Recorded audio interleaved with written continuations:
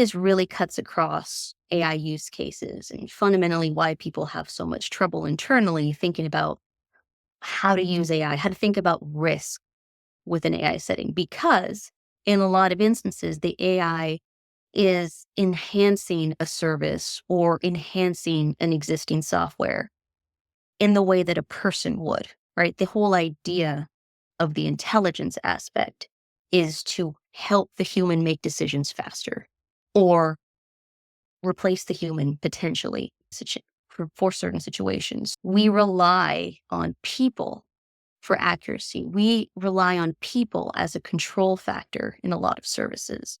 The whole reason why we think about, and this is going back to warranty for a moment, why we think about accuracy as being so key as it relates to AI, and why the AI company doesn't want to really agree to any levels of accuracy is because the AI company in that instance is thinking about, well, we're just software, right? We're not going to claim any potential accuracy.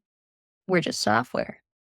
The customer is coming and thinking, I'm replacing so and so person, or I have a team of 10 people who do this, and you're selling me on the fact that I will now only need a team of 2.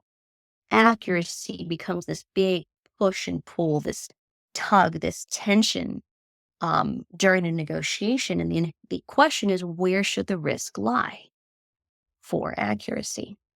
Each deal is a little different as I see it, but for this scenario, the accuracy ties to the largest risk, which is a security breach. The use case, and the reason you hear the term use case over and over in contracts for AI is because any use case in which an AI solution is being applied is usually involving or replacing some aspect of human thought, human analysis, human intervention, and replaced with software.